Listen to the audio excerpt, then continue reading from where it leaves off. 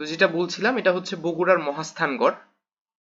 এটা বগুড়া থেকে 8 মাইল উত্তরে করতোয়া নদীর তীরে অবস্থিত, যেটাকে আমরা আগে বলতাম পুন্ড্রনগর। এবং আমরা আগেই পড়েছি মৌর্য রাজবংশের সময় কিংবা গুপ্ত রাজবংশের সময় কিন্তু এই পুন্ড্রনগরই রাজধানী ছিল, ঠিক না? তো সেই রাজধানীতেই এই জিনিসটা অবস্থিত, মহাস্থানগড়।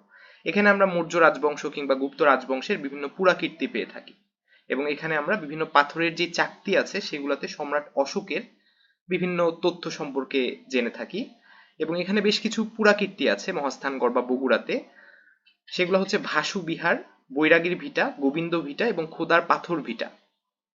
এটা দিয়ে কেন শুরু করলাম, এটা গতদিন পড়ানো উচিত ছিল বা গতদিন দেখানো উচিত ছিল, এই জন্য আমরা আসলে আজকে গুপ্ত পরবর্তী বাংলা সম্পর্কে আলোচনা করব। তো আমরা আগেই বলেছি যে বিসিএস প্রিলিমিনারির আমরা জেনারেল নলেজ সম্পর্কে আলোচনা করব, যেখানে আপাতত আমরা 4টা বিষয় সম্পর্কে শুরু করছি। একটা হচ্ছে ইতিহাস, আরেকটা হলো সংবিধান, আরেকটা হলো জনসংখ্যা এবং কৃষি। এই 4টা বিষয় সম্পর্কে আলোচনা করব প্রত্যেকটা ক্লাসে। প্রথম 17টা ক্লাসে আমরা এই 4টা টপিক শেষ করার চেষ্টা করব।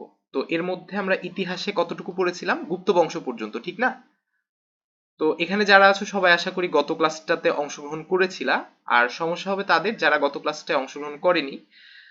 তাদের মধ্যে কেউ যদি থেকে থাকো, তাদের খুব বেশি যে সমস্যা হবে তা না। এটার সাথে গত পড়ার কোনো রিলেশন থাকবে না, এমন না যে গত ক্লাস না করলে এটা বুঝতে পারবে না। এটা ম্যাথ বা এরকম কিছু না। তারপরেও যেহেতু এটা একটা গল্পের মতো, একটা সিরিয়াল থাকলে ভালো হয়। তাই কেউ যদি গত ক্লাসটা মিস করে থাকো তারা হচ্ছে ইউটিউবে সেটা দেখতে পারো। তো ঠিক আছে, আজকে আমরা যেটা পড়তে চাচ্ছি সেটা হচ্ছে গুপ্ত পরবর্তী বাংলা, ঠিক না? গুপ্ত বংশ আমরা পড়ে ফেলেছিলাম এবং গুপ্ত বংশের শেষের দিকে অর্থাৎ 5ম শতকের দিকে এবং 6ষ্ঠ শতকের দিকে দুইটা পাহাড়ি জাতি, একটা হচ্ছে হুন আর একটা হলো মালবের যশোবর্মন, এই দুইটা পাহাড়ি জাতি কি করলো? গুপ্ত বংশকে আক্রমণ করা শুরু করলো। বারবার করে তারা কি করছে? গুপ্ত বংশকে আক্রমণ করছে। এই গুপ্ত বংশে আক্রমণ করার ফলে এই গুপ্ত বংশটা দুর্বল হয়ে গেল এবং এই গুপ্ত বংশ থেকে দুইটা বংশের উদ্ভব ঘটলো। একটা হচ্ছে বঙ্গ আর একটা হলো গৌড়। ঠিক আছে, আমার কথা কি শোনা যাচ্ছে কিনা?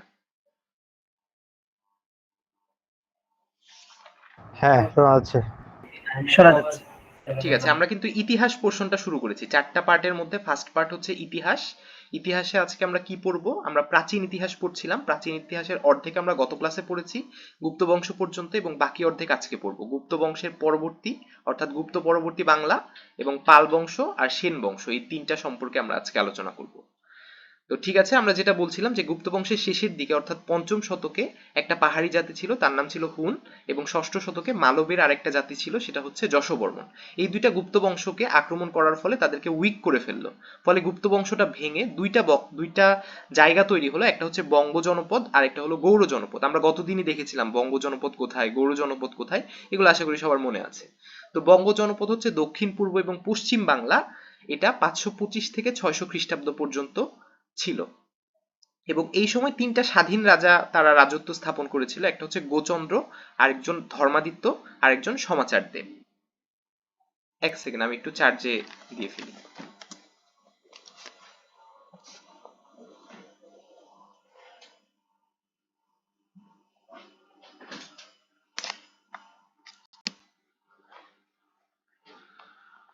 তাহলে বঙ্গ কোথায় ছিল? দক্ষিণ পূর্ব এবং পশ্চিম বাংলা 525 থেকে 600 খ্রিস্টাব্দ পর্যন্ত। এবং এই সময় 3জন স্বাধীন রাজা ছিল, একজন গোচন্দ্র, আরেকজন ধর্মাদিত্য, আরেকজন সমাচার দেব। তো এই বঙ্গের পতন ঘটলো কিভাবে? এটার জন্য বিভিন্ন থিওরি আছে। তো কেউ কেউ বলে যে কীর্তিবর্মনের হাতে তাদের পতন ঘটে, আবার কেউ কেউ বলে পরবর্তীতে যখন গৌড় জনপদ তৈরি হয় তখন তাদের পতন ঘটে, আবার অনেকে বলে যে সমতটের বিভিন্ন জায়গাতে যখন সামন্ত রাজার উদ্ভব ঘটে তখন তাদের পতন ঘটে। সামন্ত রাজা মানে কি?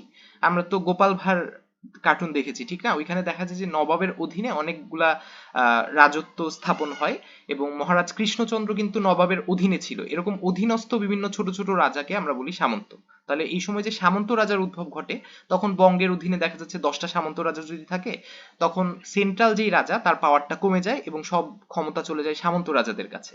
তো এই থিওরি, এই 3টা থিওরির মাধ্যমে বলা হচ্ছে যে বঙ্গ যে জনপদ সেটা এইভাবে পতন ঘটেছিল। ঠিক আছে, আশা করি সবাই বুঝতে পেরেছো বঙ্গ জনপদ সম্পর্কে।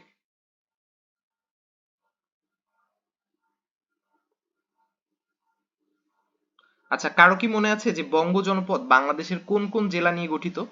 এটা কেউ একজন আনসার করতে পারো? আমরা ঢাকা, গতদিন, হ্যাঁ, ময়মনসিংহ, ফরিদপুর আর বরিশাল। বরিশাল, ঠিক আছে। তাহলে বঙ্গ জনপদ কিভাবে উদ্ভব ঘটেছিল সেটা আমরা পড়লাম। এরপরে আরেকটা জনপদ হচ্ছে গৌড় জনপদ। বঙ্গ জনপদের পরপরই গৌড় জনপদের উদ্ভব ঘটে, এবং গৌড় জনপদ কিন্তু পশ্চিম এবং উত্তর বাংলা নিয়ে গঠিত। এবং এই গৌড় জনপদের যিনি প্রতিষ্ঠাতা তিনি ছিলেন শশাঙ্ক সামন্ত। এই গৌড়ের রাজা শশাঙ্ক, তার সম্পর্কে আমাদেরকে একটু পড়তে হবে, কারণ এটা খুবই ফেভারিট প্রশ্ন প্রিলির জন্য। তিনি ছিলেন মহা সেনগুপ্তের মহাসামন্ত, অর্থাৎ আমরা তো গুপ্ত বংশের পরবর্তী বিষয় সম্পর্কে আলোচনা করছি। তো ওই সময় যে গুপ্ত রাজা ছিল মহাসেনগুপ্ত, তার মহাসামন্ত ছিল শশাঙ্ক সামন্ত। তিনি 594 থেকে 637 খ্রিস্টাব্দ পর্যন্ত রাজত্ব স্থাপন করেন, এবং তার সময় যে রাজধানী ছিল গৌড়ের, সেটার নাম ছিল কর্ণসুবর্ণ, যেটা বর্তমানে মুর্শিদাবাদ জেলায় অবস্থিত।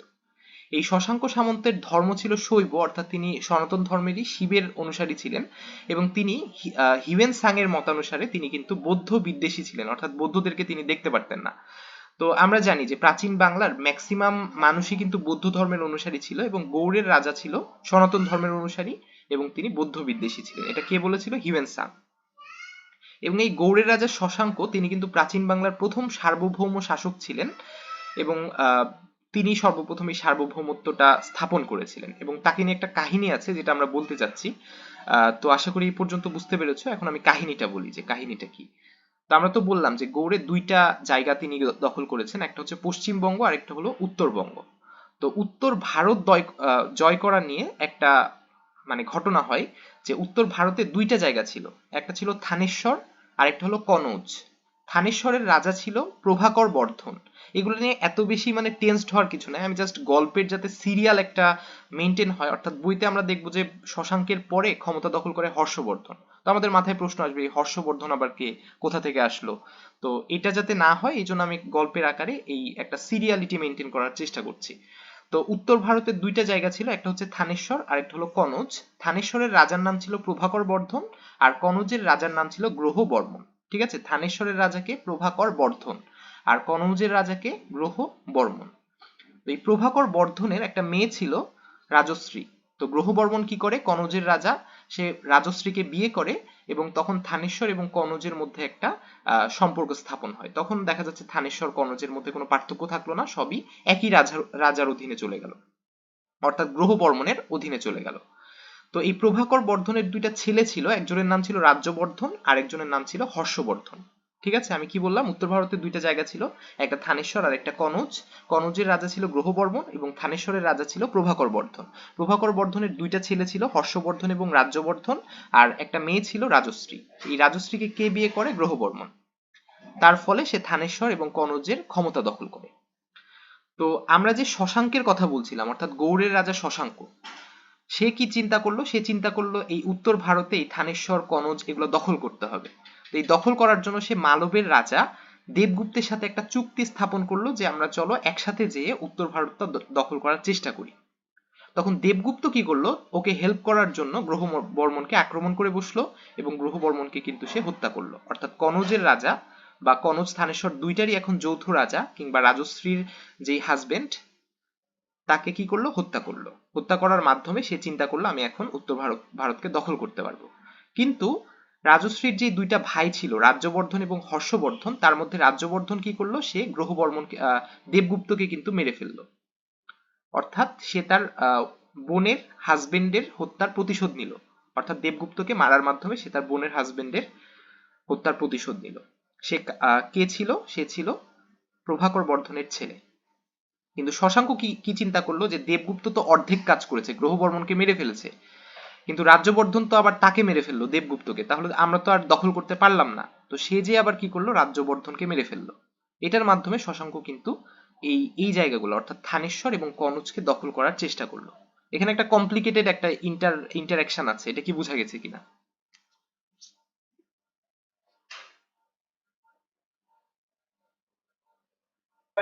হ্যাঁ, মোটামুটি বোঝা গেছে। আচ্ছা, মোটামুটি না, ঠিক আছে, বুঝে গেছে। আচ্ছা। তো এই হর্ষবর্ধন কিন্তু চালাক, অর্থাৎ এদের মারামারির ফলে একজন মরলো আরেকজন মরলো এরকম হলো, কিন্তু হর্ষবর্ধন কিন্তু এই পর্যন্ত চুপ করেছিল, সে সুযোগের অপেক্ষায় ছিল। সে কি করবে, শশাঙ্ক যখন মৃত্যুবরণ করবে তারপরে সে বাংলা দখল করবে বা হচ্ছে ভারত দখল করবে। তো বইতে এটা লেখা আছে যে হর্ষবর্ধন শশাঙ্কের পরে দখল করে।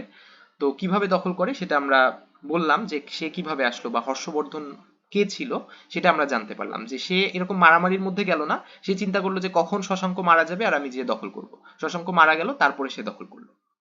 তাহলে আমি যদি আবার বলি যে গুপ্ত পরবর্তী বাংলা সম্পর্কে আমরা পড়ছি, পঞ্চম এবং ষষ্ঠ শতকে হুন এবং যশোবর্মন কি করলো, গুপ্ত বংশকে আক্রমণ করার মাধ্যমে গুপ্ত বংশকে ভেঙে দুইটা জনপদ তৈরি করলো, একটা হচ্ছে বঙ্গ আর একটা হলো গৌড়। বঙ্গ কোথায়? দক্ষিণ পূর্ব এবং পশ্চিম বাংলাতে। আর গৌড় কোথায়? পশ্চিম এবং উত্তর বাংলাতে। বঙ্গ আগে ছিল 525 থেকে 600 খ্রিস্টাব্দ এবং গৌড় একটু পরের দিকে ছিল 594 থেকে 637। আমরা সাধারণত চিন্তা করি বঙ্গের পরে যদি গৌড় আসে এটা 600তে শেষ হলে এটা 594 কেন? তো এগুলো আসলে বেশি আর কমের উপরে ডিপেন্ড করে। অর্থাৎ দেখা যাচ্ছে যে গৌড় শুরু হয়েছিল 594-তে। এখন শুরু মানেই যে গৌড় শাসন স্থাপন হয়ে গেল সেটা কিন্তু না। 594-তে আমি যদি 1 একর জমি দখল করি, এটা কি গৌড় বংশ বলতে পারবো? তখনও তো বঙ্গতে দেখা যাচ্ছে 100-র মধ্যে 99% বঙ্গের দখলে, 1% গৌড়ের দখলে। তার মানে গৌড় কেবল শুরু হলো, কিন্তু আমরা এটাকে গৌড়ের শাসন বলতে পারবো না, তখনও বঙ্গের শাসন। এরকম করতে করতে 1% 2% করতে করতে যখন 51% অর্থাৎ 50-র বেশি হয়ে যাবে, তখন আমরা বলবো যে গৌড় শাসন প্রতিষ্ঠা হয়ে গেল, ঠিক না? তার মানে এই এই জিনিসটা করতে করতে তাদের প্রায় 6 বছর লেগে গেছিল, তারপরে বঙ্গের পতন হয়েছে। এরকম বিষয়গুলো কিন্তু হিস্ট্রিতে আমাদেরকে কোরিলেট করতে হবে। তো যাই হোক, বঙ্গের ক্ষেত্রে 3টা স্বাধীন রাজা ছিল, গৌচন্দ্র, ধর্মাদিত্য, সমাচারদেব, এবং তাদের পতন হয়েছিল গৌড় আসার ফলে। অনেকে বলে কীর্তিবর্মনের হাতে, অনেকে বলে সামন্ত রাজার উদ্ভবের কারণে।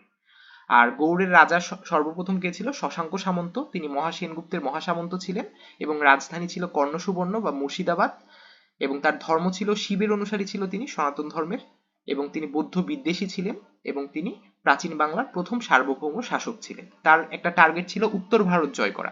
উত্তর ভারতের দুইটা জায়গা ছিল, একটা হচ্ছে থানেশ্বর আর একটা হলো কনৌজ। থানেশ্বরের রাজা কে ছিল? প্রভাকর বর্ধন।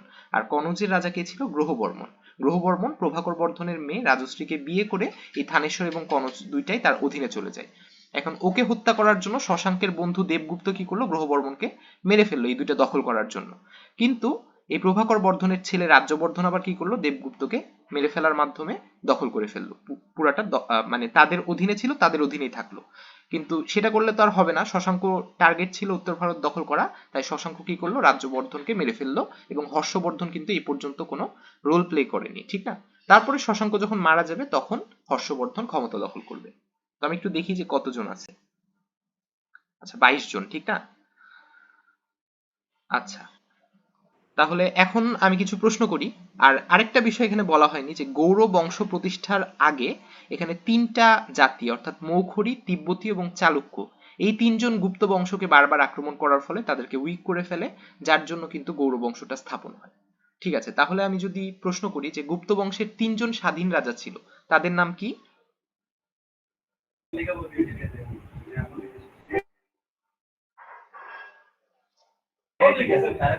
আচ্ছা, গৌচন্দ্র, ধর্মাদিত্য, সমাচারদেব। হ্যাঁ, আচ্ছা। তারপরে গৌড়ের রাজধানীর নাম কি ছিল? কর্ণ সুবর্ণ। কর্ণ সুবর্ণ। এগুলা ইম্পর্টেন্ট প্রশ্ন, ঠিক আছে? মানে গৌড়ের রাজধানী কি ছিল, তারপরে প্রথম রাজার নাম কি ছিল, শশাঙ্ক সামন্ত, এগুলা এখানের মধ্যে বেশি ইম্পর্টেন্ট প্রশ্ন। তাহলে আমরা নেক্সটে চলে যাই, যে শশাঙ্কের মৃত্যুর পরে কে দখল করে ক্ষমতা? হর্ষবর্ধন। এবং হর্ষবর্ধনের সময় আরেকটু উইক হয়ে যায়, অর্থাৎ হর্ষবর্ধন বা ওরা তো, আমরা যদি বলি ওরা তো মানে কি বংশ, এরা হচ্ছে হেরে যাওয়া বংশ, ঠিক না? মানে গ্রহবর্মনকে মেরে ফেলা হয়েছে, রাজ্যবর্ধনকে মেরে ফেলা হয়েছে, তারপরে শশাঙ্কের মৃত্যুর জন্য সে অপেক্ষা করছিল, তারপরে সে ক্ষমতা দখল করে। তার মানে ওরা অতটা স্ট্রং না।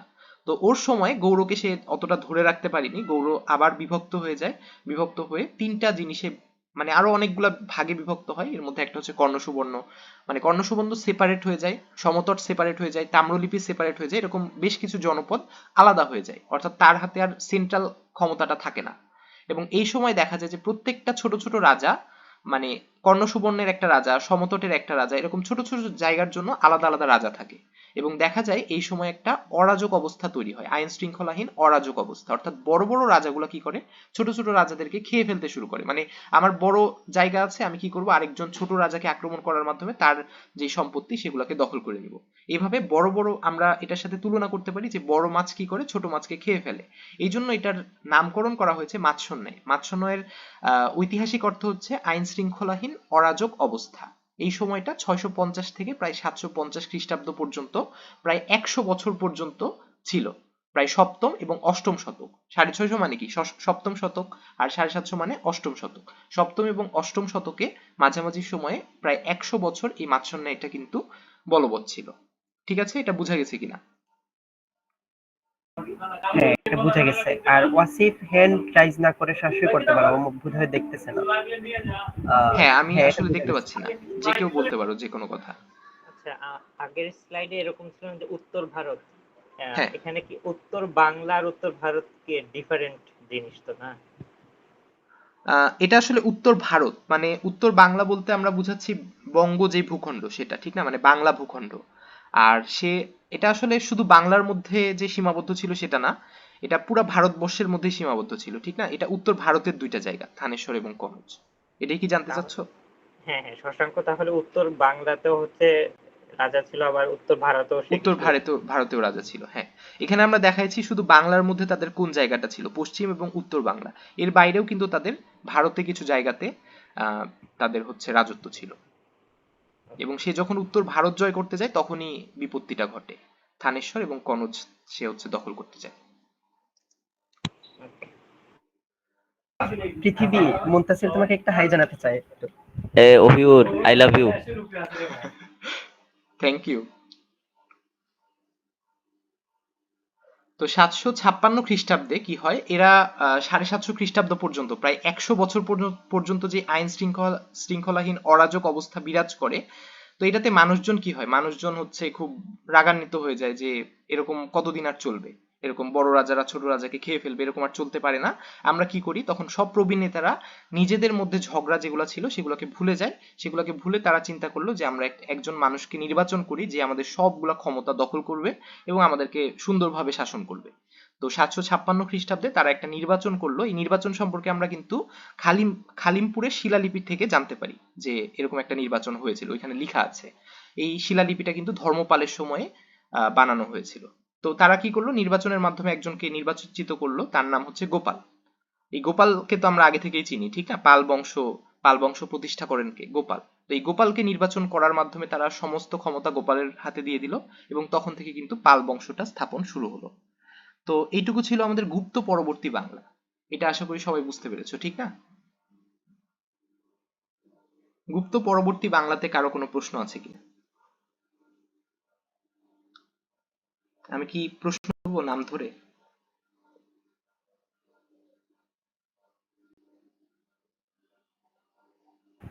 বুঝতে পেরেছি আসলে। আর অন্যরা কোশ্চেন করলে করতে পারে।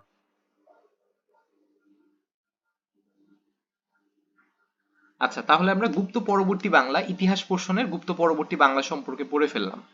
তো আমার মনে হয় একটানা ইতিহাস না পড়ে আমরা একটু সুইচ করতে পারি আরেকটা টপিকে।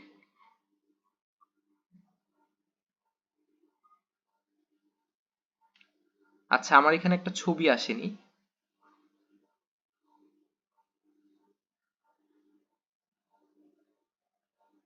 একটা ছবি ডাবল চলে এসেছে আর আরেকটা ছবি আসেনি। তো আমি একটু ছবিটা অ্যাড করে ফেলি, ঠিক আছে, আমাকে 1 মিনিট সময় দাও।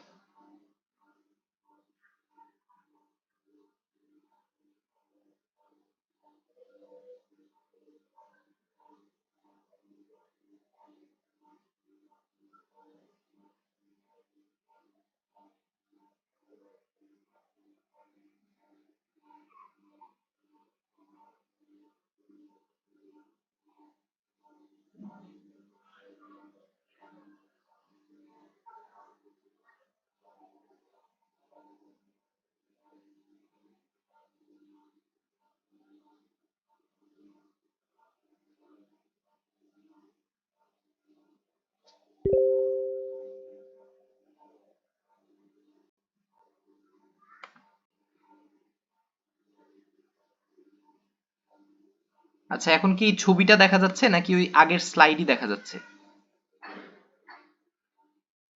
পাল বংশের স্লাইডটাই দেখা যাচ্ছে, মানে তোমার লেখাটা আর কি। ছবি কোনটা আচ্ছা, বলতেছো? বুঝতে পেরেছি, ঠিক আছে, তাহলে একটু অ্যাড করতে হবে।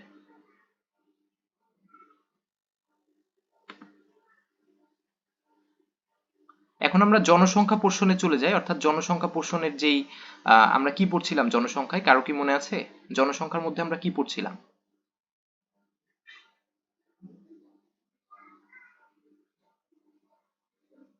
আমরা কিন্তু উপজাতি পড়ছিলাম, ঠিক না? তো আজকে উপজাতির মধ্যে একটা ইন্টারেস্টিং টপিক পড়বো, আমাদের জন্য ইন্টারেস্টিং, সেটা হচ্ছে চাকমা।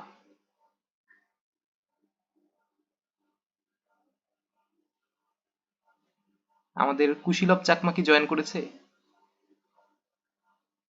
আমার ইচ্ছা ছিল যে এটা যদি ওই আমাদেরকে পড়াতো তাহলে ভালো হতো, পরে আর ওকে বলা হয়নি।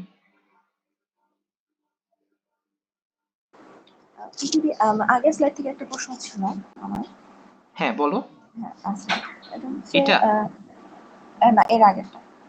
হ্যাঁ, হ্যাঁ, এই গুপ্ত থেকে যে বঙ্গ এবং গৌড় হয়, এটা কি কখনো একসাথে এক্সিস্ট করছে কিনা, নাকি বঙ্গ আগে হয়েছে তারপর গৌড় সেটাকে প্রথমে জয়েন বঙ্গ করে? হয়েছে, প্রথমে বঙ্গ হয়েছে এবং তারপরে দেখা যাচ্ছে একটা সময় তারা একসাথে ছিল, আর তারপরে শুধু গৌড় ছিল, বঙ্গের পতন হয়ে যায় এবং গৌড় থাকে, এরকম। কিন্তু দেখা যাচ্ছে যে দুইটার ইয়ে এরিয়াটা ডিফারেন্ট। লোকেশনটা তো এরিয়াটা ডিফারেন্ট। হ্যাঁ, হ্যাঁ, তো ওই জায়গায় বিভিন্ন ছোট ছোট রাজা ছিল এবং তাদের সম্পত্তি বা তাদের যে প্রতিপত্তি সেটা অনেক ছোট থাকার কারণে তাদেরকে আর আলাদা বংশ হিসেবে আমরা নামকরণ করছি না। দেখো এখানে আমরা যখন বললাম যে থানেশ্বর, থানেশ্বরে আলাদা একটা বংশ ছিল, এটা তো যদিও উত্তর ভারতে, তারপরেও মানে হুট করে আমরা থানেশ্বর নিয়ে চলে আসলাম, হুট করে কনৌজ নিয়ে চলে আসলাম, এরকম ছোট ছোট। এখানে দেখো মালবের যশোবর্মন, ছোট একটা পাহাড়ি জাতি হুন, এরকম টোটাল বঙ্গটা কিন্তু এরকম বিভিন্ন ছোট ছোট ভাগে বিভক্ত হয়ে যায়। যখন খুব ছোট ছোট ভাগ থাকে তখন তাদেরকে আমরা আর আলাদাভাবে কোনো বংশ বা এরকম ভাবে পড়ি না, সেখানে আলাদাভাবে তারা এক্সিস্ট করতো, কিন্তু তাদেরকে আর খুব একটা ইম্পর্টেন্স আমরা দিই না, অর্থাৎ বঙ্গটা ছোট ছোট রাজাদের হাতে চলে যায়। ঠিক আছে? আচ্ছা, হ্যাঁ, বুঝতে পারছি, thank you.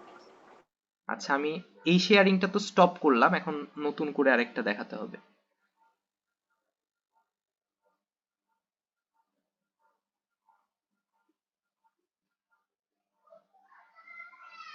এখন কি দেখা যাচ্ছে চাকমা?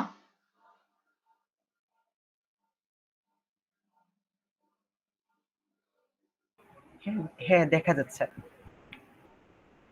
মানে পুরো ফুল স্ক্রিন করেছি, ঠিক না? ফুল স্ক্রিন তো দেখা যাচ্ছে। হ্যাঁ, মানে হচ্ছে পাশে অন্যান্য জিনিসও আছে, বাট ওইটা দেখা যাচ্ছে। স্লাইড ও প্রেজেন্টেশনে গেলে আচ্ছা, ফুল বুঝতে স্ক্রিন হবে পেরেছি, মনে হয়। তাহলে ওই আচ্ছা সমস্যা নাই, লেখা তো বোঝা যাচ্ছে। হ্যাঁ, লেখা বোঝা যাচ্ছে। ঠিক আছে, তাহলে আমরা আজকে পড়বো, আশা করি গতদিন যা পড়েছিলাম উপজাতি সম্পর্কে সেটা পড়েছো, এবং জনসংখ্যার যে 17টা ক্লাস থাকবে তার মধ্যে 7টা ক্লাস থাকবে উপজাতি সম্পর্কে। তো এর মধ্যে আমরা সেকেন্ড ক্লাসটা পড়ছি, সেকেন্ড ক্লাসে আমরা শুধু চাকমা নিয়ে আলোচনা করব। তো গত ক্লাস থেকে কারো কি মনে আছে যে চাকমা কতজন ছিল মোট, চাকমার সংখ্যা কত?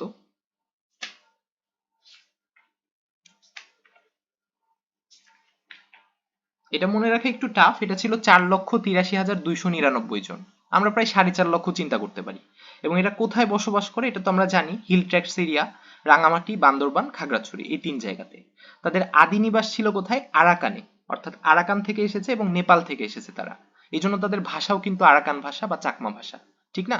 তো এই যে চাকমা, তারা কিন্তু উপজাতিদের মধ্যে শিক্ষার হারে এগিয়ে 72.9%। এটা আমরা কুশীলব চাকমাকে দেখেই বুঝতে পারি সে কত ব্রিলিয়ান্ট। তো তাদের যে ভাষা, চাকমা ভাষা, সেটা দ্বিতীয় ভাষা হিসেবে ফেসবুকে যুক্ত হয়, এবং তারা কিন্তু, এটা আমাদের জন্য একটা ইম্পর্টেন্ট বিষয় যে ফেসবুকে দ্বিতীয় ভাষা হিসেবে চাকমা ভাষা যুক্ত হয়। তারপরে তারা কিসের বংশধর? মঙ্গোলীয়দের বংশধর। আমরা গতদিন মঙ্গোলীয় সম্পর্কে পড়েছি, এবং তাদের যে গ্রামগুলা সেগুলাকে আমরা বলি আদাম, এবং কতগুলা গ্রাম মিলে মৌজা গঠিত হয় এবং কতগুলা মৌজা মিলে তাদের টোটাল যে চাকমা সমাজ সেটা গঠিত হয়। তো গ্রামের যে হেড তাকে আমরা বলি কারবারি, আর মৌজার যে হেড সেটাকে আমরা বলি হেডম্যান, আর চাকমা সমাজের হেডকে আমরা বলি চাকমা রাজা।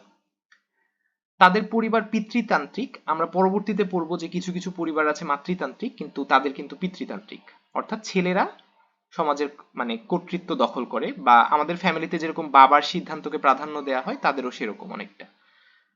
বাবারা বাইরে যে কাজকর্ম করে, তাদের উপার্জনটাই আমাদের প্রধান থাকে, এটাকে আমরা বলছি পিতৃতান্ত্রিক সমাজ। তারা জুম চাষ করে, এই জন্য তাদেরকে আমরা বলি জুম্মা বা জুম্মিয়া। আর তাদের কিছু পোশাক থাকে, পোশাক হচ্ছে পুরুষ যারা আছে তারা ধুতি পরে এবং সিলুম নামের জামা পরে, যেটা তারা নিজেদের তাঁতে তৈরি করে, যদিও আমি কুশীলব চাকমাকে কখনো ধুতি বা সিলুম পরতে দেখিনি। তো তাদের কিছু ঐতিহ্যবাহী পোশাক আছে, সেটা হচ্ছে পিনন এবং হাদি, এই দুইটা হচ্ছে তাদের ঐতিহ্যবাহী পোশাক। তাদের ধর্ম কি? বৌদ্ধ ধর্ম, এবং তাদের যে উপাসনালয় সেটাকে আমরা বলি জোং। আমি অনেকগুলো ইনফরমেশন দিচ্ছি, আমি 2-3 বার বলবো তারপরে জিজ্ঞাসা করব যাতে মুখস্থ হয়ে যায় এখানে। তাদের উৎসবকে আমরা গতদিন বলেছিলাম, তাদের উৎসব হচ্ছে বৈশাখী উৎসব। চাকমাদের আসলে মেইন উৎসব হচ্ছে বিজু। তো বিজু বা বৈশাখী, বৈশাখীর লাস্টে যে বি, সেটা আসলে বিজু থেকে এসেছে। তো এই বৈশাখী কত তারিখে পালন করা হয়, কারো কি মনে আছে? বৈশাখী মানে কি? 30 and বৈশাখ মাসের 1 তারিখ। হ্যাঁ, 29, 30 চৈত্র আর বৈশাখ মাসের 1 তারিখ। বৈশাখী মানে হচ্ছে আসলে এটা চৈত্র সংক্রান্তির একটা উৎসব, ঠিক না? চৈত্রের শেষ, চৈত্রের শেষ মানে চৈত্রের 30 তারিখ, তার আগের দিন, তার পরের দিন, তার আগের দিন মানে 29 তারিখ, তার পরের দিন মানে পহেলা বৈশাখ। তো তারা পহেলা বৈশাখে একটা স্পেশাল নাম দিয়েছে, সেটা হচ্ছে গরজা পরজা। ঠিক আছে, গরজা পরজা, এটা হচ্ছে তাদের একটা স্পেশাল নেম। আর এছাড়া তাদের আরেকটা উৎসব আছে, সেটা হলো ফাল্গুনী পূর্ণিমা। এটা তাদের ধর্মীয় উৎসব, ফাল্গুনী পূর্ণিমা। আর তাদের যে বিয়ে পরিচালনা করে তাকে বলা হয় ওঝা। এটা আমি যখন ছোটবেলায় পড়তাম তখন বিষয়টা অনেক মজা লাগতো। যিনি বিয়ে পরিচালনা করে তার নাম হচ্ছে ওঝা। তাদের একটা পানীয় আছে তারা তৈরি করে, সেটার নাম হচ্ছে চুয়ানি। অর্থাৎ উৎসব হলে তো বিভিন্ন পানীয় খায় তারা, সেটা হচ্ছে চুয়ানি। এ পর্যন্ত কি বোঝা গেছে কিনা? সংখ্যা কত কেউ বলতে পারবা? চাকমার সংখ্যা? 4,45,000। হ্যাঁ, মানে প্রায় 4.5 লাখের মতো। তাদের বসবাস তো আমরা সবাই জানি রাঙামাটি, বান্দরবন, খাগড়াছড়ি। তাদের আদিবাস কোথায় ছিল? আরাকান ও নেপাল। আরাকান এবং নেপালে। তারপরে আচ্ছা, তো ব্রিটিশরা যখন ছিল, ব্রিটিশরা কি করে, ওই হিল ট্র্যাক্টসের যে এরিয়া সেটাকে 3টা ভাগে ভাগ করে, অর্থাৎ রাঙামাটি, বান্দরবন এবং খাগড়াছড়ি, এই তিনটাকে তারা 3টা সার্কেলে ভাগ করে ফেলে। এবং এই রাঙ্গামাটি যে সার্কেলটা, সেখানে কিন্তু চাকমাদের মানে সংখ্যাগরিষ্ঠতা, এখানে চাকমারাই বেশি থাকে। এবং সেখানের যে রাজা, তিনিও কিন্তু চাকমা রাজা, তার নাম হচ্ছে দেবাশিস রায়। কিন্তু তার যে বাবা ছিল, তিনি কিন্তু রাজাকার ছিল। ঠিক আছে, বর্তমান যে চাকমা রাজা তার নাম হচ্ছে দেবাশিস রায়, আর উনার বাবা সে ছিল রাজাকার। এছাড়া রাঙামাটি ছাড়া যে খাগড়াছড়ি, বান্দরবান, এই দুইটাতে 2জন রাজা আছে বর্তমানে। তো কেউ যদি জিজ্ঞাসা করে বাংলাদেশে কয়জন রাজা আছে, আমরা তো বলবো বাংলাদেশে আবার রাজা কোত্থেকে আসবে। বাংলাদেশে কিন্তু এখনো 3টা রাজা আছে। এই যে সার্কেল, 3টা সার্কেলে 3টা রাজা আছে। রাঙামাটিতে দেবাশিস রায়, আর বাকি দুইটাতে সাচিং প্রুমারমা আর উঁচু প্রুমারমা। এখন কোনটা সাচিং কোনটা উঁচু? আমরা জানি বান্দরবান বেশি উঁচু, পাহাড়। তো সেই ক্ষেত্রে ওইখানে থাকবে উঁচু প্রুমারমা। আর খাগড়াছড়িতে কে থাকবে? খাগড়াছড়িতে থাকবে হচ্ছে সাচিং প্রুমারমা। তারপরে কেউ বলতে পারবা কিনা মৌজার যে প্রধান তাকে কি বলা হয়? হেডম্যান। হেডম্যান বলা হয়, ঠিক না? আচ্ছা, ক্লাসের মতো রূপন দেবী সব আনসার দিচ্ছে, তো সবাই পার্টিসিপেট করতে পারে। পোশাকের নাম কি?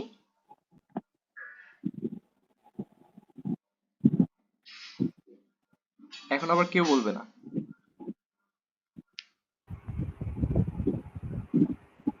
জনপ্রিয় পোশাক হচ্ছে পিনন হাদি, আর তাতে তৈরি পোশাকটা হচ্ছে পুরুষদের যেটা সিলুম। ছিল। এছাড়া তারা ধুতিও পরে থাকে। আর আমরা উৎসব সম্পর্কে বলেছি। আর বিয়ে পরিচালনা করে কে? ওঝা। আর তাদের একটা পানীয় আছে, সেটা হচ্ছে চুয়ানি। আমরা জাস্ট এতটুকুই পড়বো, মানে প্রত্যেক দিন উপজাতি সম্পর্কে এর চেয়ে বেশি খুব একটা পড়ার চেষ্টা করব না। এবং এখানে একটা স্পেশাল কথা আছে, তাদের একটা উল্লেখযোগ্য। হ্যাঁ, চাকমাদের হ্যাঁ, প্রধান উৎসব কি বীজ উৎসব? হ্যাঁ, তাদের উৎসব হচ্ছে বিজু। মানে এটা কি প্রধান উৎসব? বুঝিনি। বীজ উৎসবটা কি প্রধান উৎসব? হ্যাঁ, বিজু তাদের প্রধান উৎসব। আর যেটা বললাম ফাল্গুনী পূর্ণিমা, এটা তাদের ধর্মীয় উৎসব। আর এই বিজু কিন্তু এই যে 3টা ছিল, বৈশাখী, সাংগ্রা এবং বিজু, এই 3টার একটা পার্ট, বৈশাখীর পার্ট। বৈশুখ, সাংগ্রা এবং বিজু, এই 3টাকে একত্রে আমরা বলি বৈশাখী, অর্থাৎ চৈত্র সংক্রান্তি। হ্যাঁ, বলতে পারো আরো কোনো প্রশ্ন থাকলে।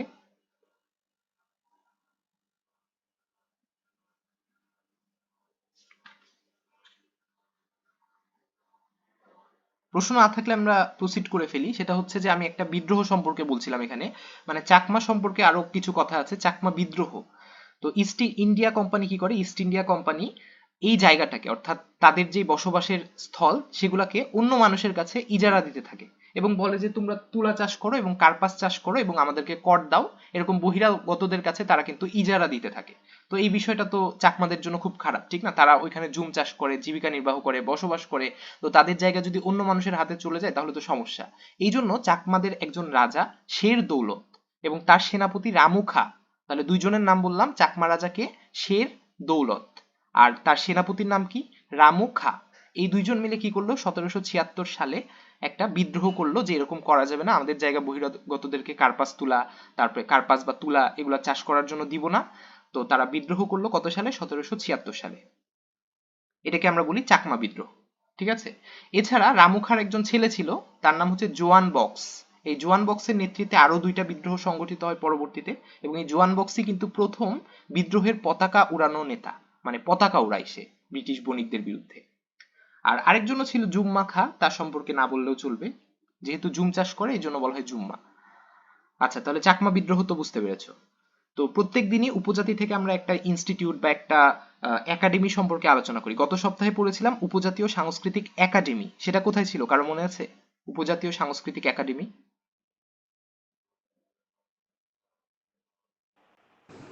বিড়ি হ্যাঁ হ্যাঁ। আচ্ছা, এটা কে আনসার দিল?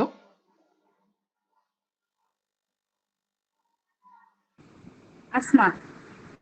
আচ্ছা, তাহলে উপজাতীয় সাংস্কৃতিক একাডেমি ছিল বিরিশিরি নেত্রকোনাতে, আর উপজাতীয় সাংস্কৃতিক ইনস্টিটিউট কোথায়, রাঙামাটিতে। এটা কত সালে প্রতিষ্ঠা হয়, 1978, আর ওইটা ছিল 1977। তো এরকম 8টা ইনস্টিটিউট সম্পর্কে আমরা 7টা ক্লাসে পড়ার চেষ্টা করব, আজকেরটা পড়ে ফেললাম। তো এইটুকুই ছিল আমার উপজাতি সম্পর্কে। উপজাতি মানে জনসংখ্যার পার্ট। জনসংখ্যাতে আমরা উপজাতি, শিক্ষা, তারপরে স্বাস্থ্য এবং কিছু জনসংখ্যার বেসিক যেগুলো আমরা কম মেডে পড়েছিলাম, ওই কিছু টপিক সম্পর্কে আলোচনা করব। তো এটা আমরা পড়ে ফেললাম, তাহলে জনসংখ্যার পার্ট পড়া শেষ। আমরা আবার ওই পিডিএফ এ ফেরত চলে যাই।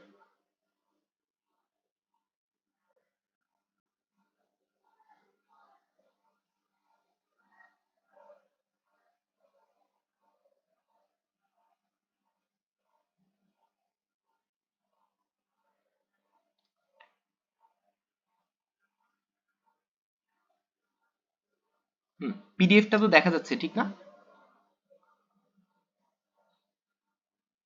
হ্যাঁ দেখা যাচ্ছে।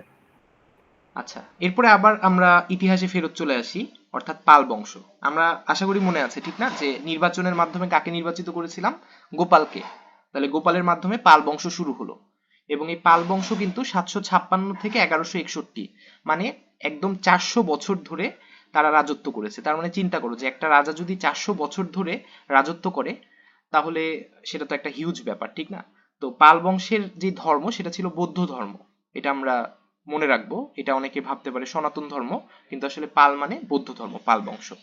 তাহলে গোপাল ছিল প্রথমে, তিনি 27 বছর ধরে রাজত্ব করেছিলেন, তার সম্পর্কে খুব একটা বেশি কথা বলার নাই। গোপালের বাবা মা বা হচ্ছে আরো যারা ছিল তারা কিন্তু এরকম কোনো বংশের অন্তর্গত ছিল না, ঠিক না? তারা ছিল সাধারণ মানুষ। মানে গোপালকে তারা সবাই মিলে যে নির্বাচিত করলো তার মানে সে যে স্পেশাল কেউ ছিল এরকম না, সাধারণ মানুষ থেকেই তাকে নির্বাচন করা হয়েছে। এবং গোপালের ছেলে, তার নাম ছিল ধর্মপাল। এবং এরপরে কিন্তু বংশানুক্রমিক ভাবে তাদের যেই রাষ্ট্র ক্ষমতা সেটা কিন্তু বংশানুক্রমিক ভাবে চলতে থাকবে, অর্থাৎ গোপালের পরে ধর্মপাল যে, সে কিন্তু গোপালের ছেলে ছিল। তো গোপালের ছেলে ধর্মপাল 781 থেকে 821 পর্যন্ত 40 বছর ধরে রাষ্ট্র ক্ষমতা দখল করে, এবং সে ছিল সর্বশ্রেষ্ঠ রাজা। এবং তিনি বিভিন্ন বিহার তৈরি করে, একটা হচ্ছে বিক্রমাশীল বিহার, কারণ তার আরেক নাম কিন্তু ছিল বিক্রমাশীল, ঠিক আছে? তার একটা উপাধি ছিল বিক্রমাশীল, এটা তার দ্বিতীয় নাম। এই জন্য সে একটা বিহার প্রতিষ্ঠা করে, তার নাম কি হবে, বিক্রমাশীল বিহার। এছাড়া তার আরো বিভিন্ন উপাধি আছে, যেমন পরমেশ্বর, পরম ভট্টারক, মহারাজাধিরাজ, এরকম বিভিন্ন উপাধি আছে। আর সে আরেকটা বিহার তৈরি করে, সেটা হচ্ছে সোমপুর বিহার। আমরা একটু দেখে আসি সোমপুর বিহার। এই যে এটা হচ্ছে সোমপুর বিহার, ঠিক না? সোমপুর বিহার কোথায় অবস্থিত কেউ বলতে পারবা? নওগাঁ, নওগাঁর নওগাঁতে, ঠিক না? পাহাড়পুর। নওগাঁ জেলা, নওগাঁ জেলার বদলগাছি থানার পাহাড়পুর। হ্যাঁ, নওগাঁ জেলার বদলগাছি থানার পাহাড়পুরে। এটা মনে হয় আমরা ছোটবেলায় খুব মানে ভালোভাবে পড়তাম। হ্যাঁ হ্যাঁ তো হ্যাঁ। এটা সম্পর্কে, হ্যাঁ, এটা সম্পর্কে আরো বলার আছে, সেটা হচ্ছে ইউনেস্কো এটাকে ওয়ার্ল্ড হেরিটেজ সাইট হিসেবে আখ্যায়িত করে 1985 সালে। এখানে আমরা প্রাচীন বাংলার স্থাপত্যের বিভিন্ন শ্রেষ্ঠ নিদর্শন, এটা একটা, এবং এখানে বিভিন্ন বড় বড় বিহার পাওয়া যায়, এবং এটা উপমহাদেশের কিন্তু সবচেয়ে বড় বিহার। তো তো এখানেও আরেকটা ঘটনা সম্পর্কে আমি বলতে, আচ্ছা, পাল বংশ বৌদ্ধ ছিল আগেই বলেছি, কিন্তু এই যে ধর্মপাল তিনি বিশ্বাস করতেন যে আমার ধর্মের সাথে আমার যে রাষ্ট্র ক্ষমতা এটার কোনো সম্পর্ক নাই। মানে আমি বৌদ্ধ বলে যে সবাইকে বৌদ্ধ হতে হবে এরকম কোনো কথা না। তো তিনি হিন্দু ধর্মেরও পৃষ্ঠপোষকতা করেন, যারা হিন্দু ধর্মের ছিলেন তাদেরকেও তিনি সহযোগিতা করেন, এবং তিনি বিভিন্ন মন্দির প্রতিষ্ঠা করার জন্য তাদেরকে হেল্প করেছিলেন। এবং তার যে প্রধানমন্ত্রী ছিল, অর্থাৎ রাজার একজন প্রধানমন্ত্রী থাকে, তার নাম ছিল গর্গ, সেও কিন্তু হিন্দু ছিল। তো এমন না যে তিনি হিন্দু বিদ্বেষী ছিলেন বা মুসলিম বিদ্বেষী বা এরকম কোনো কিছু ছিল না তার মধ্যে। তো এখানেও উত্তর ভারত নিয়ে একটা ঘটনা, উত্তর ভারত মানেই ঘটনা, ঠিক আছে? তো উত্তর ভারত নিয়ে এখানেও একটা ঘটনা হয়, সেটা হচ্ছে ত্রিশক্তির সংঘর্ষ। রাজপুতনার গুর্জর প্রতিহার, দাক্ষিণাত্যের রাষ্ট্রকূট এবং পাল, এই তিনজন, এই তিনটা বংশ বা এই তিনটা জনপদদের মধ্যে একটা সংঘর্ষ হয় এই উত্তর ভারত দখল করা নিয়ে, যেটাকে আমরা বলি ত্রিশক্তির সংঘর্ষ। এবং যখন ধর্মপাল ছিল তখন সে কিন্তু সুবিধা করতে পারে না, মানে উত্তর ভারতকে দখল করতে পারে না। সে দেখা যাচ্ছে রাষ্ট্রকূটকে হারালো, কিন্তু রাজপুতনা এসে আবার তাকে হারাই ফেললো। ওভারঅল কি হলো, রাজপুতনা সব দখল করে নেওয়ার কথা, কিন্তু সে কি করলো, সে হচ্ছে পিছু হটে গেল, মানে তার যে জায়গা সেখানেই থাকলো। ফলে মানে ধর্মপালের খুব একটা সমস্যা হলো না, সে যেখানে ছিল সেখানেই থাকলো। কিন্তু উত্তর ভারত টোটালটা কিন্তু সে দখল করতে পারলো না। এটা কি বোঝা গেছে কিনা? মানে সে চেষ্টা করেছিল উত্তর ভারতটা দখল করার, কিন্তু যেহেতু দাক্ষিণাত্যের রাষ্ট্রকূট, তারপরে রাজপুতনার গুর্জর প্রতিহার, এদেরও ওই জায়গাতে প্রতিপত্তি ছিল, এই জন্য সেটাকে দখল করতে পারলো না, কিন্তু তাকে কিন্তু ওইখান থেকে সরে যেতেও হলো না, সে যেখানে ছিল সেখানেই থাকলো। কিন্তু উত্তর ভারত সে দখল করতে পারলো না। কিন্তু তার ছেলে দেবপাল, যে 821 থেকে 861 পর্যন্ত, সেও 40 বছর ধরে রাষ্ট্র ক্ষমতা দখল করে, সে আবার সবচেয়ে বেশি বিস্তার করে, এবং সে কিন্তু এই উত্তর ভারতকে দখল করতে পারে পরবর্তীতে, অর্থাৎ রাষ্ট্রকূটকেও হারায় ফেলে, রাজপুতনাকেও হারায় ফেলে। ফলে এই উত্তর ভারতটা কিন্তু দেবপালের আন্ডারে চলে যায়, এবং সে সবচেয়ে বেশি বিস্তার করে, এবং তার রাজধানী ছিল মুঙ্গেরে, মুঙ্গেরে নামক একটা জায়গাতে। এবং এই দেবপালের সময়তে কিন্তু ময়নামতি স্থাপিত হয়েছিল, এবং ময়নামতির ছবি আমরা দেখি, এটা কিন্তু ময়নামতি, ঠিক না? ময়নামতি কোথায় অবস্থিত? কুমিল্লায়। কুমিল্লা। হ্যাঁ, কুমিল্লা শহর থেকে 8 কিলোমিটার পশ্চিমে। এটার আরেক নাম কি?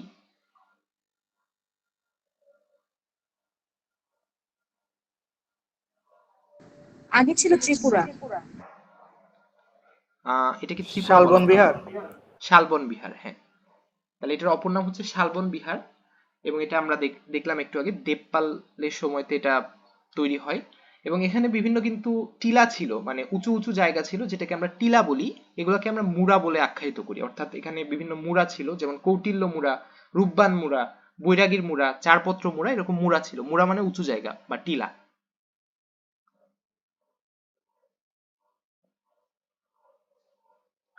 তো এই যে দেবপাল পর্যন্ত তো পাল বংশ খুব সুন্দরভাবে তাদের বংশটা চালাচ্ছিল, কিন্তু দেবপালের ছেলে প্রথম বিগ্রহপাল, এই বিগ্রহ থেকে আসলে বিগ্রহ শুরু হয়ে গেল, মানে ঝামেলা শুরু হয়ে গেল। তার সময়তেও পালে খুব একটা সুবিধা করতে পারে না, মানে তার সময় থেকে কি কি শুরু হয়ে যায়, পাল বংশের রাজত্বের পতন শুরু হয়ে যায়, মানে ছোট হতে শুরু করে। পাল বংশ আগে খুব বড় একটা এরিয়া নিয়ে অবস্থিত ছিল, এবং প্রথম বিগ্রহ পালের সময় থেকে কিন্তু সেটা আস্তে আস্তে ছোট হতে থাকে। তারপরে নারায়ণ পাল, তার ছেলে, এরকম করতে করতে দ্বিতীয় বিগ্রহ পাল পর্যন্ত কিন্তু তাদের ক্ষমতাটা আবার মানে অনেকটা ডিম হতে শুরু করে, ঠিক না, মানে কমতে শুরু করে। এবং এমন অবস্থা দাঁড়ায় শুধু গৌড় এবং তার আশপাশের এরিয়া নিয়ে পাল বংশ থাকে বিগ্রহপালের সময়। এবং ওই সময় একটা জাতি ছিল কম্বোজ, তারা বারবার করে পাল বংশকে আক্রমণ করতে শুরু করে। তাহলে এই পেজ তো বোঝা গেছে, ঠিক না? এখানে কারো প্রশ্ন থাকলে বলতে পারো,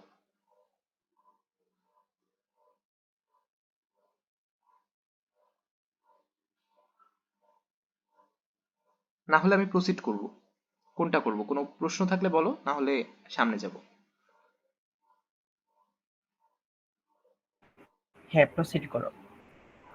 ঠিক আছে, এরপরে এই যে 5টা রাজা বা 4-5টা রাজা, প্রথম বিগ্রহপাল, নারায়ণ পাল, দ্বিতীয় বিগ্রহপাল, এদের সময় তো এদের একটা বেহাল দশা হয়ে গেল পাল বংশে। কিন্তু পরবর্তীতে একজন মহীয়ান ব্যক্তি সে এসে পাল বংশকে আবার উদ্ধার করে, তার নাম হচ্ছে প্রথম মহীপাল। তাহলে তার নামের সাথে মহিমান্বিত একটা বিষয় আছে। তো সে কি করে, পাল বংশকে আবার পতনের হাত থেকে রক্ষা করে, এবং সে 995 থেকে 143 খ্রিস্টাব্দ পর্যন্ত পাল বংশের শাসনটাকে কন্টিনিউ করতে থাকে, খুব ভালো একটা পজিশনে আবার নিয়ে যায়। কিন্তু কোনো লাভ নাই, তার ছেলে ন্যায়পাল এসে আবার সেটাকে নষ্ট করে দেয়।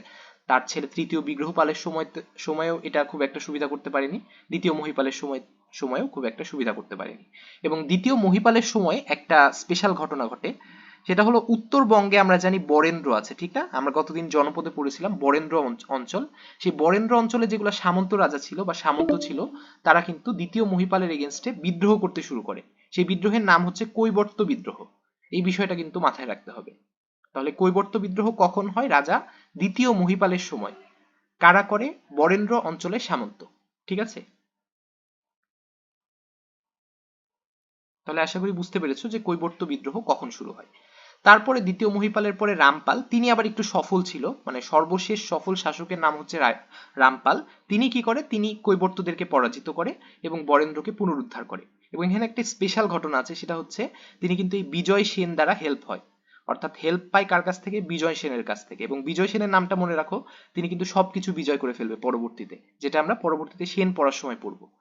তো এখানে কিন্তু একটা ওভারল্যাপ আছে, ঠিক না?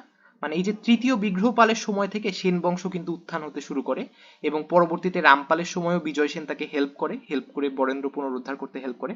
মানে এই টাইমটাতে পাল এবং সেন একসাথে কোইনসাইড করে, অর্থাৎ কোথাও পাল আছে, কোথাও আস্তে আস্তে সেন বংশের উত্থান হতে শুরু করছে। রাজধানী কোথায় ছিল? মালদহের রামাবতীতে। এবং তারপরের যে রাজা সেটা ছিল মদন পাল, তিনি ছিল শেষ রাজা। এবং বিজয় সেন কিন্তু তাকে হারানোর মাধ্যমে সেন বংশের একটা শক্তিশালী ভিত্তি প্রতিষ্ঠা করে, মদন পালকে হারানোর মাধ্যমে। তাহলে এইটুকু ছিল আমাদের পাল বংশ সম্পর্কে। আশা করি বুঝতে পেরেছো। এখানে যদি কোনো প্রশ্ন থাকে বলতে পারো।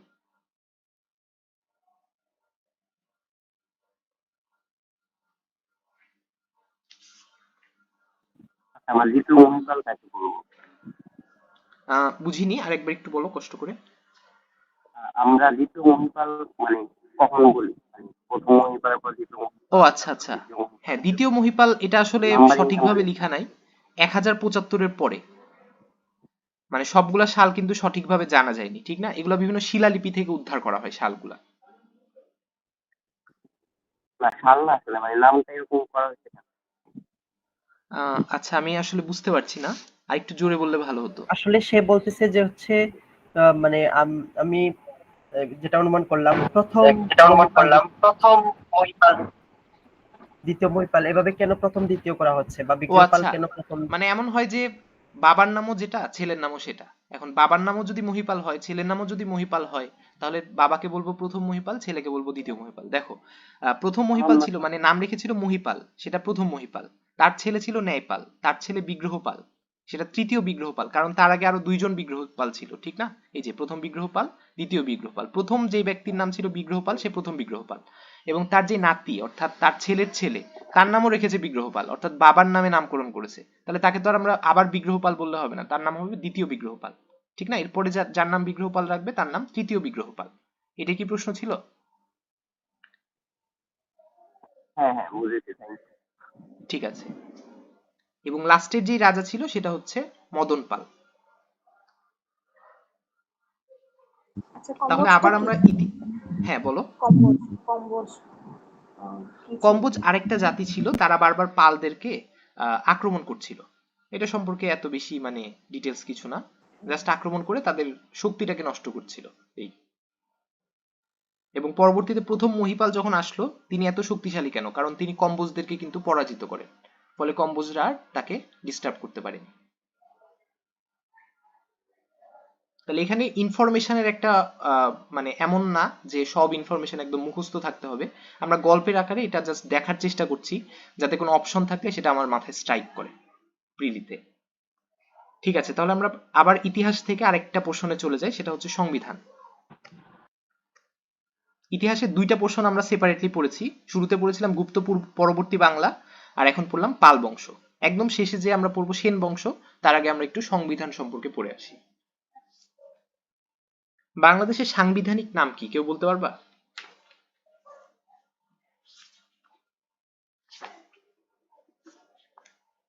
গণপ্রজাতন্ত্রী বাংলাদেশ বা পিপলস রিপাবলিক অফ বাংলাদেশ।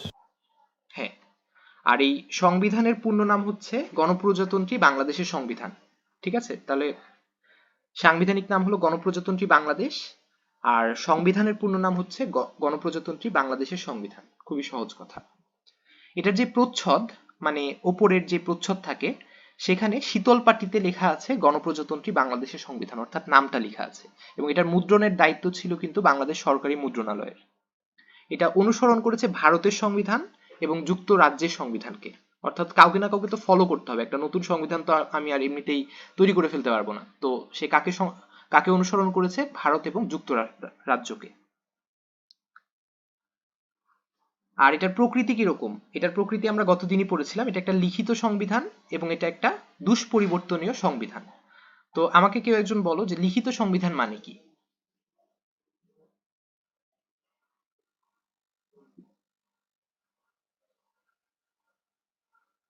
আর অলিখিত সংবিধান মানে কি? যেমন আমি যদি বলি যুক্তরাজ্যে অলিখিত সংবিধান আছে, তার মানে কি তাদের সংবিধানটা কোথাও লেখা নাই? না, মানে লিখিত সংবিধান হচ্ছে যে গণপরিষদ হচ্ছে গঠন করে দেন হচ্ছে সংবিধানটা প্রণয়ন হবে, আর হ্যাঁ অলিখিত মানে এরকম কিছু থাকবে না। হ্যাঁ, মানে তারা রাজার নিয়ম ফলো করবে বা ধর্মগ্রন্থ ফলো করবে এরকম, ঠিক আছে। তো এরপরে আমরা একটু পৃথিবী সম্পর্কে আলোচনা করি, মানে পৃথিবীর সবচেয়ে বড় সংবিধান কোনটা? পৃথিবীর সবচেয়ে বড় সংবিধান হচ্ছে ভারতে, আর সবচেয়ে ছোট সংবিধান হচ্ছে মোনাকোতে। যদি আমরা শব্দ নিয়ে চিন্তা করি, সবচেয়ে কম শব্দের হচ্ছে মোনাকোতে, আর সবচেয়ে কম অনুচ্ছেদ আছে যুক্তরাষ্ট্র এবং ভুটানে। যুক্তরাষ্ট্র আর ভুটানে 7টা করে অনুচ্ছেদ আছে।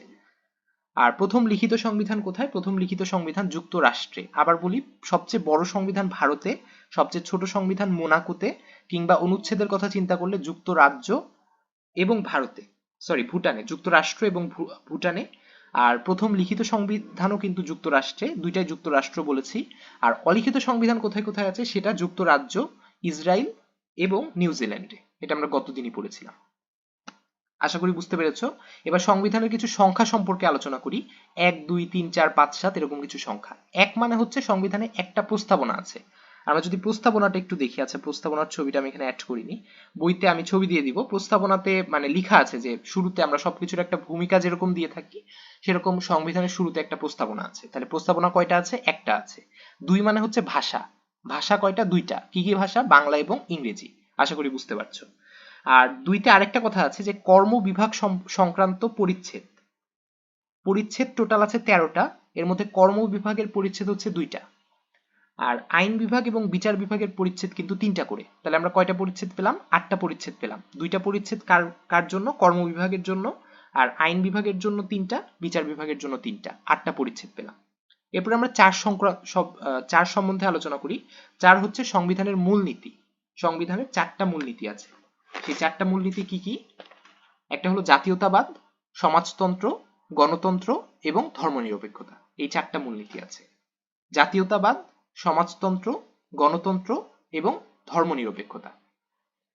এরপরে 5 মানে কি? 5 মানে হচ্ছে নির্বাহী বিভাগের জন্য 5টা পরিচ্ছেদ আছে। তাহলে আমি কিন্তু 13টা পরিচ্ছেদ সম্পর্কে আলোচনা করেছি। 2টা পরিচ্ছেদ কার জন্য? কর্ম বিভাগের জন্য। 3টা করে কার জন্য? আইন বিভাগ এবং বিচার বিভাগ। আইন বিভাগের 3টা, বিচার বিভাগের 3টা। তাহলে কয়টা হলো? 8টা। আর লাস্টে বললাম নির্বাহী বিভাগের জন্য আমাদের কিন্তু 5টা পরিচ্ছেদ আছে। ওভারঅল 13টা পরিচ্ছেদ। তাহলে 13 সংখ্যা সম্পর্কেও আমাদের আলোচনা করা হয়ে গেল। এরপরে আমরা 7 নিয়ে আলোচনা করি। 7 হচ্ছে তফসিল, মানে সংবিধানের তফসিল কয়টা? 7টা। তাহলে এই সংখ্যাগুলো কি বোঝা গেছে কিনা? 4 মানে কি কেউ বলতে পারো? এবং আমাদের খুব বেশি সময় নাই, 7 মিনিটের মধ্যে বাকিটা আশা করি শেষ করে ফেলবো। আচ্ছা, চার নিয়ে আমার কোয়েশ্চন আছে। হ্যাঁ দুইটা বলো। হচ্ছে, দুইটা মূল ভিত্তি ভিত্তি না এটা? মূল ভাষা 2টা। না, ভাষা না, চারের যেটা ছিল মূলনীতি, মূলনীতির মধ্যে মূলনীতি। তন্ত্র হ্যাঁ আছে, হ্যাঁ, ধর্মনিরপেক্ষতা আছে। এই দুইটা চেঞ্জ হয়েছে না পরবর্তীতে? পরবর্তীতে কি চেঞ্জ হয়েছে? আমি তো জানি না। গণতন্ত্র এবং ধর্মনিরপেক্ষতা, এটা আমার কি জানা চেঞ্জ মতে হয়েছে? তোমার সমাজতন্ত্র তো চেঞ্জ হয়ে এখন আমরা অর্থনৈতিক ব্যবস্থাটা কিরকম, এখন তো কাইন্ড অফ ধর্মতান্ত্রিক। আমার জানা মতে এটা চেঞ্জ হয়েছিল জিয়াউর রহমানের আমলে, বাট পরবর্তীতে আবার এটাকে 1991 না 96 দিকে আবার পরিবর্তন করে দুইটা সংবিধান আবার করা হয়েছিল। আবার দুইটা মানে একসাথে ওই আগেরটাই করা হয়েছিল। আচ্ছা, এই বিষয়টা কিন্তু আমাদের ক্লিয়ার হয়ে যাবে সামনে, মানে আমরা যখন সংবিধান সংশোধন সম্পর্কে পড়বো তখন আমাদের বিষয়টা ক্লিয়ার হবে। ঠিক আছে, আমি এটা মাথায় রাখলাম, বা তুমিও দেখো যদি পাও আমাদের গ্রুপে জানাতে পারো। আচ্ছা, আমরা যদি প্রসিড করি, 11টা কি? 11টা অধ্যায়। 11টা অধ্যায় আছে, আগেই বলেছি 13টা পরিচ্ছেদ আছে। আর 17 এবং 17 দুগুণে 34। 17 মানে 17 বার সংবিধানকে সংশোধন করা হয়েছে, মানে চেঞ্জ করা হয়েছে। যদিও আমরা পড়েছি যে সংবিধান সংশোধনের জন্য 2/3 ভোট লাগে, এই জন্য এটার প্রকৃতি আরেকটা ছিল, একটা বললাম লিখিত, আরেকটা হচ্ছে দুষ্পরিবর্তনীয়, মানে এটা খুব সহজে আমি চাইলেই পরিবর্তন করতে পারবো না, পরিবর্তনের জন্য কিন্তু 2/3 ভোট লাগবে, ভোটে যদি সেটা টিকে তাহলে হবে। তারপরে 34 সম্পর্কে আমরা আগেই বলে ফেলেছি যে সংবিধান রচনা কমিটির সদস্য ছিল 34 জন, তারা ভালো লেখালেখি করতে পারতো, তাদেরকে নেওয়া হয়েছিল। 50ও আমরা জানি সাধারণত 50টা মহিলা আসন থাকে সংসদে, এটা হচ্ছে 50। আর 109 হলো পৃষ্ঠা, মানে হাতে লেখা সংবিধানের পৃষ্ঠা কয়টা ছিল? 109টা। আর 153টা অনুচ্ছেদ। আমরা পরবর্তী ক্লাস থেকে সংবিধানে কি পড়বো? পরবর্তী ক্লাস থেকে আমরা কিন্তু অধ্যায় বা ভাগ সম্পর্কে পড়বো। আমরা আগেই দেখেছি 11টা অধ্যায় বা 11টা ভাগ, তো পরবর্তী ক্লাসগুলোতে আমরা এই 11টা অধ্যায় সম্পর্কে পড়বো। এই 11টা অধ্যায়ে কিন্তু 153টা অনুচ্ছেদ আছে। আর 300 মানে হলো নির্বাচিত সংসদ সদস্য। সংসদ সদস্য কতজন? 300 জন। আর 399, এটাও আমরা আগে বলে ফেলেছি, সেটা হলো যে তারা স্বাক্ষর করেছিল। এই সংবিধানটা যখন হাতে লেখা হয়েছিল তখন 399 জন স্বাক্ষর করেছিল, 4 জন কিন্তু স্বাক্ষর করেনি। কারা স্বাক্ষর করেনি? মোহাম্মদ আজিজার রহমান, জনাব জালাল আহমদ, শ্রী সুরঞ্জিত সেনগুপ্ত এবং শ্রী মানবেন্দ্র নারায়ণ লারমা, পার্বত্য চট্টগ্রামের। এই মানবেন্দ্র নারায়ণ লারমা সম্পর্কে আর একটু আলোচনা করব। তিনিও চাকমা ছিল। চাকমা যে আমাদের পড়া শেষ হয়ে গেছে এমন না, আরো 2 জন ব্যক্তি সম্পর্কে আমরা পরের ক্লাসে আলোচনা করব। তাহলে আশা করি সংখ্যাগুলো বুঝতে পেরেছো, ঠিক না? আমাদের মনে হয় 4 মিনিট আছে। 4 মিনিটে কি আমরা সেন বংশ শেষ করব নাকি নতুন লিংকে আসব?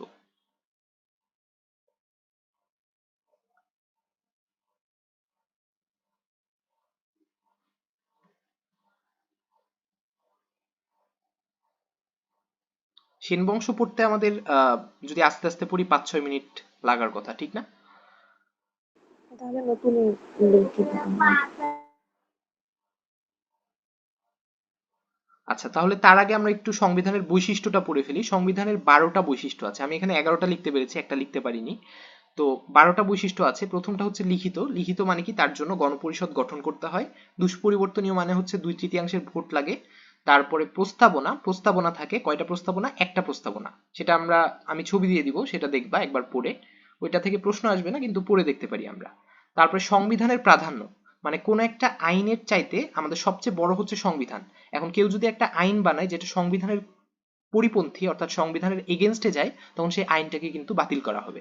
অথবা একটা বড় আইনের অল্প একটু অংশ যদি সংবিধানের পরিপন্থী হয়, তখন সেই অংশটা কিন্তু বাদ যাবে। তার মানে সংবিধানটাকে আমরা কিন্তু প্রাধান্য দিচ্ছি। আর এটা এককেন্দ্রিক শাসন ব্যবস্থা, মানে এখানে কোনো প্রদেশ নাই, কোনো ছোট ছোট রাজ্য বা প্রদেশ এরকম কোনো কিছু নাই, এককেন্দ্রিক শাসন ব্যবস্থা। তারপরে এক কক্ষ বিশিষ্ট আইন পরিষদ, এটা একটু ভালোভাবে লেখা হয়নি। এক কক্ষ বিশিষ্ট আইন পরিষদ, অর্থাৎ বাংলাদেশের যে সংসদ, সেখানে কিন্তু কোনো উচ্চ পরিষদ, নিম্ন পরিষদ এমন কিছু নাই, সেখানে জাস্ট একটাই কক্ষ আছে। রাষ্ট্র পরিচালনার মূলনীতি 4টা, আমরা আগেই বলে ফেলেছি। জাতীয়তাবাদ, সমাজতন্ত্র, গণতন্ত্র এবং ধর্মনিরপেক্ষতা। এটা মন্ত্রী পরিষদ শাসিত সরকার এবং বিচার বিভাগের স্বাধীনতা আছে, এটার উপরে সরকারের কোনো হস্তক্ষেপ নাই এবং ন্যায়পাল থাকে। এগুলো হলো আমাদের সংবিধানের বৈশিষ্ট্য। তাহলে আমরা সংবিধান পড়া শেষ করলাম। এর আগে আমরা উপজাতি পড়া শেষ করেছি এবং ইতিহাসের 2টা পোর্শন পড়েছি। জাস্ট একটা পোর্শন বাকি আছে, সেটা হচ্ছে সেন বংশ। এবং আমাদের লিংকের মনে হয় আর 1-2 মিনিট বাকি আছে। এই 1-2 মিনিটে আমার মনে হয় না সেন বংশ শেষ হবে। তো ঠিক আছে, আমরা আরেকটা লিংকে আসি।